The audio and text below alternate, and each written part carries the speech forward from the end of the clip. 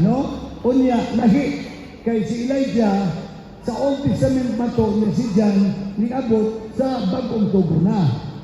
The last parallel between Elijah and John the Baptist that we want to consider as we look at our second question is what unique ministry was John chosen for, and how did that ministry mirror the ministry of Elijah? Be, unsa may naka-unique, naka-special sa gihimo ni John, nga papareho sa gihimo ni Elijah. Tanaw na to. Let's look at how Matthew describes what John the Baptist was doing. In those days, John... Niyadto mga panahon na, sa panahon ni John, mga kaigsunan, siya nigawas o nagwali sa sama sila atong gihimo karon pagpadayag sa kamatuoran na itungod kang Kristo o sa makagahong na Dios. Unya, dito sa Kamingawan, ato lang nata sila Davao.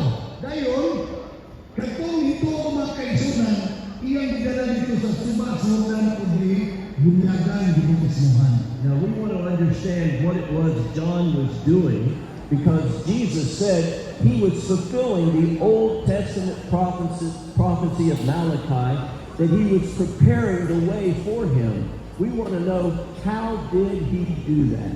Giunsa ka, isoon sumala sa ginabatbat sa ni Elder Ken, na si John lagi nagapulpil o kung sige sulti sa propesya kani adto may tungod sa bulaton nga ilang buhaton mga kaigsunan o giunsa man niya gibuhat kini nga hangtod karon gipadayon kini nga gibuhaton sa pagdaog o gamiling kalag si John the Baptist. More specifically tonight, we want to see how that baptism that John the Baptist was conducting in the Jordan River accomplished the same work Elijah did up on Mount Carmel. Giunsa na to pagkasiguro mga kaigsunan nga katong ginahimo ni Elijah ba nga nagapahinumdum sa mga tao sa pagkadautan mubalik kato sa pag-alagad sa Ginoo pupareho kung sa gihimo ni John nga kinahanglan kamo maminaw o kung sa gitambag sumalas balaan kasulatan o sa gisulti ni Ginisos ditid ni pasasyuta magpaybalo nagpahinumdum kanato sa pagkamatarong diha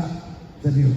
This afternoon, just kind of out of curiosity, I got my Bible out in my room and I went through each of the four Gospels, Matthew, Mark, Luke, and John, and I discovered something very interesting. Iyan di, karong hapon lang, iyan di tanaw, igsoon isusin niya ang sinulat ni Matthew, Mark, Lucas, o Juan. Matthew, Mark, Luke, and John. All Yes. four Gospels. Ang four Gospels, All four Gospels begin and end on the